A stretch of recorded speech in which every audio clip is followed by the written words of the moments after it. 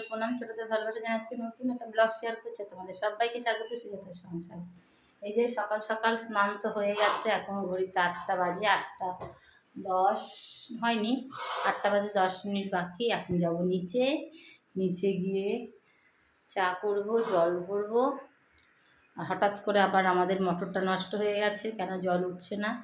এখন 3তলা গাছের জল দেবো কী করে, সেটাই হচ্ছে টেনশানের। এখন তো রান্নাঘরে যেতে হবে, অনেক সকাল সকাল উঠেছি, আজকে জল নিয়েই মাথা খারাপ। সকাল থেকে টাইম কলের জল 3তলার ছাদে তোলার ব্যবস্থা করেছি, কিছুতেই হয়নি। এদিকে আমি সানস্ক্রিন মেখে নিয়েছি, এত ঘেমেছি আর কি বলবো। যেহেতু রান্নাঘরে যাব, আগুনের তাপে কাজ করব, তাই একটু সানস্ক্রিন মেখে নিয়েছি। আর কেয়াশেটের এই সানস্ক্রিনটা মাখলে না ভীষণ ঘাম হয়। জানি না অন্য কোম্পানির ঘামে কি না, কিন্তু কেয়াশেটেরটা খুব ঘামে। এই যে গলাতেও ভরে রয়েছে। আর কী বলবো, গরমটাও অত্যাধিক পড়েছে, সানস্ক্রিন না মেখেও উপায় নেই। স্নান তো হয়ে গেল, চুলটা পুরো ভেজা রয়েছে।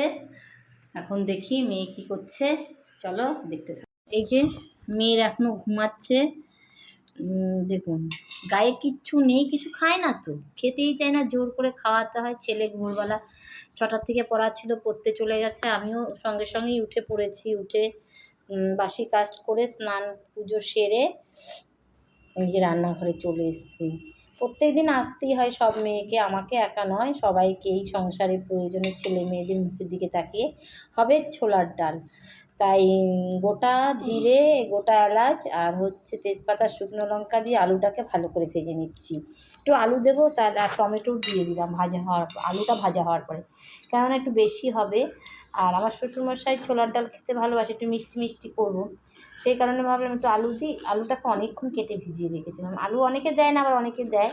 অনুষ্ঠান বাড়িতে তো আলু, ফুলকপি সব ধরনেরই সবজি দেয়, কিন্তু তাই ভাবলাম একটু দিই, ভালো হবে খেতে, সেই কারণেই দিয়েছি। আর একটু বেশিও হবে, একটু নুন দেওয়া হয়নি, নুনটা দিলাম।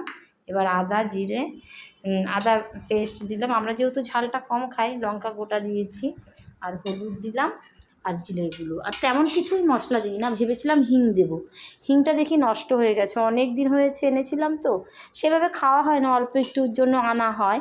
এরকম হিং নষ্ট হয়ে গেছে। তারপরে চাট মশলা টুকিটাকি জিনিস করার জন্য নিয়ে আসি, পরে না খেতে খেতে দীর্ঘদিন নষ্ট হয়ে যায়। এদিকে আলুটা আমার ভাজা হয়ে গিয়ে মশলাটাও কষানো হয়ে গেল। এবার ডালটা ঢেলে দিলাম। একদম একটু মাখা মাখা হবে না, একটু ঝোলা ঝোলা হবে, কেননা ঝোল দিলে পরে শুকিয়ে যায়, সেই কারণে। আর আমার এই যে একটু জলও, গরম জল ছিল, দিয়ে দিলাম, আর ভালোই লাগে দেখুন। আর এদিকে ডালিয়া করেছি শ্বশুরমশাইয়ের জন্য আর মেয়ের জন্য, মটর ডাল দিয়েই করেছি, ছোলার ডাল দিয়ে। শ্বশুরমশাইকে দেবো এই যে আঙ্গুর ফল আর শশা কেটেছি, শশাটা দিতে ভুলে গেছি, দেবো।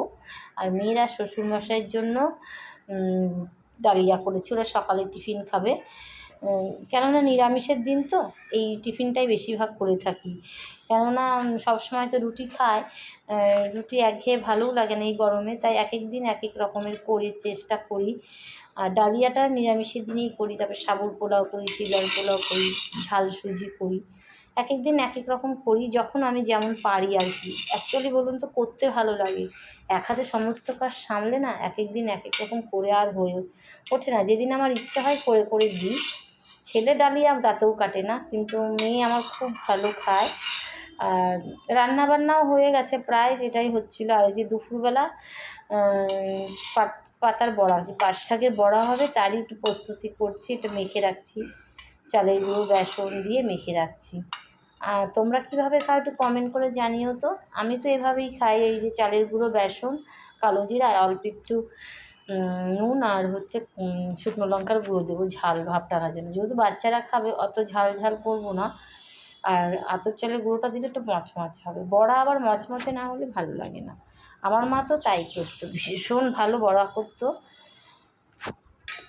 মাছ বড়া করতে বেসন দিতই না, চালের গুঁড়ো দিয়ে মচমচ করতো, ওইটা এক রকমের স্বাদ। কিন্তু আমার শ্বশুরবাড়িতে দেখি একটু নরম নরম বড়া করে, শুধু বেসন দিয়ে, তারপরে ময়দা সুজি এসব দিয়ে করে, একদম লেদা লেদা হয়। আমি তো প্রথম প্রথম খেতেই পারতাম না। এখন ময়দাটা না কি বেসনটা যদি না থাকে, চালের গুঁড়ো দিয়ে বেশি শক্ত হয়, ওরা খেতে পারে না, শ্বশুরমশাই যেহেতু দাঁত নেই, সেই কারণে একটু বেসন দিয়েই করি। তারপরে যদি সরাসরি চালের গুঁড়ো দিয়ে করা হয় না, বেসনটা মিশিয়ে নিই, আর এই যে বড়াগুলো ভেজে নিচ্ছি, দুপুরবেলাতে ভাত খাওয়ার সময় ভাজবো, তাই ভেজে নিয়ে গরম গরম দিয়ে দেবো।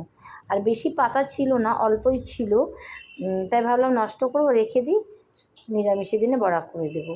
আর আমার তো বড়া হলে আর গরম তেল হলে আর কিচ্ছু লাগে না।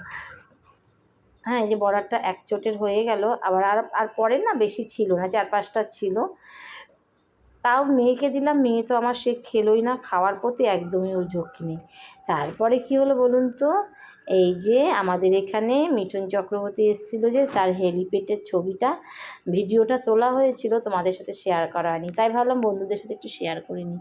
আমরা তো এসব কখনো সেভাবে দেখলেও আশেপাশে সাধারণ গ্রামের মানুষেরা তো এসব দেখে থাকে না, মিঠুন চক্রবর্তীকে দেখবে কি, তার থেকে হেলিপ্যাডটা দেখার জন্য লোকে লোকারণ্য। দেখুন মাঠ জুড়ে চারিদিকে লোক, পুলিশ, বিভিন্ন আসার কথা ছিল এই হেলিপ্যাডটা করে, কিন্তু আসেনি, তখন কি একটা যান্ত্রিক সমস্যা হয়েছিল, সেই কারণে, কিন্তু এসেছিল পরে, যাবে এই গাড়ি, এই হেলিকপ্টারটা করে।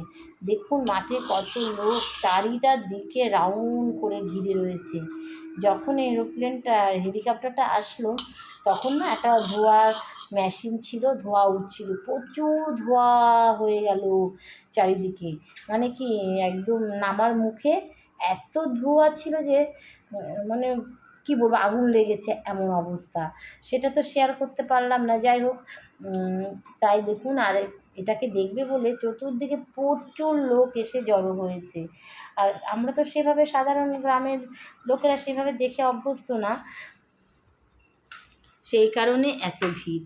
আর দেখুন জায়গাটাও পড়েছে, ওই যে দেখছেন ওই গোল ইয়েটা, ওখান থেকে আগুন বেরোচ্ছে দেখুন। যখন মনে হয় ছাড়বে আর কি, মন্ত্রীটা উঠে যাবে আর কি, মন্ত্রী না সরি, মিঠুন চক্রবর্তী উঠে পড়েছে এর ভেতরে, সেই কারণে এই যে আগুন জ্বলছে। আর প্রচুর লোক, কি বলবো, মাঠ জুড়ে লোকে লোকারণ্য। আর ভালোও লাগছিল জায়গাটা, মনে হয় কি, আর আমাদের এই মাঠটাতে সমস্ত বড় বড় অনুষ্ঠান হয়। পাশেই যে ধোঁয়া ওড়ার মেশিনটা বসিয়ে ধোঁয়া উড়ছিল, এই যে এখন স্টার্ট দিচ্ছে, উঠবে আর কি। আমরা যখন দেখিনি, তার জন্য আমাদের কৌতূহলটা বেশিই থাকে গ্রামগঞ্জের লোকেদের। আর সবসময় যে দেখলে তাদের তো কোনো ব্যাপারই না। দেখুন আর কত লোক, মানে ওই রোদ, সেদিন রোদ ওঠেনি, হালকা রোদ উঠেছিল, কিন্তু মেঘ মেঘ ছিল, সেই কারণে গরমটাও কম ছিল, কিন্তু লোককে লোকারণ্য। এত লোক যে কোথা থেকে আসলো গরমের মধ্যে, সবথেকে বড় কথা, নেতামন্ত্রী যেই আসুক না কেন, দেখতে এসেছে হেলিপ্যাডটাকে। হ্যাঁ, চোখের সামনে নামবে, উড়বে, সে যে কী কৌতূহল মানুষের, সে বলার কথা নয়। কৌতূহলটা থাকারই স্বাভাবিক, আমরা তো এইসব দেখে অভ্যস্ত না, সেই কারণে।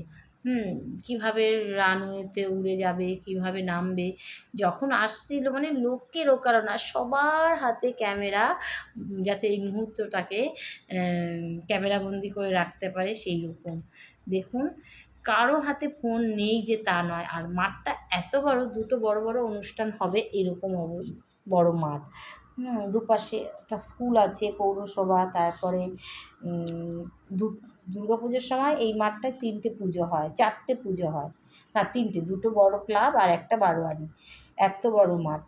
দেখুন এক চুল লোক সরছে না, কি কৌতূহলের সঙ্গে দেখছে। এই যে এবার উড়ে যাচ্ছে, দেখুন কি সুন্দর লাগছে, অপূর্ব দৃশ্য। তাই আমি তোমাদের সাথে একটু শেয়ার করলাম বন্ধু, যদি ভালো লাগে প্লিজ তোমরা কমেন্ট করে জানিও। কি সুন্দর, সরাসরি তো আমরা এয়ারপোর্টে গিয়ে এভাবে ওঠা নামাটা দেখতে পাবো না। দেখুন কি ভালো লাগছে, সেটাই তোমাদের সাথে শেয়ার করলাম। আশা করি তোমাদের অনেক অনেক ভালো লাগবে। আর সবার হাতে ক্যামেরা ছিল, এই যে উড়ে চলে গেল, এত হাজার হাজার লোক মুহূর্তের মধ্যে চলে গেল। এসেছিলো মিঠুন চক্রবর্তী আর সবাই। তাহলে আজকের মতো ভিডিওটা এখানে রাখছি, তোমরা অনেক অনেক ভালো থেকো, সুস্থ থেকো, আবার দেখা হবে নতুন সময়, নতুন কোনো দিনে তোমাদেরকেই সঙ্গে নিয়ে।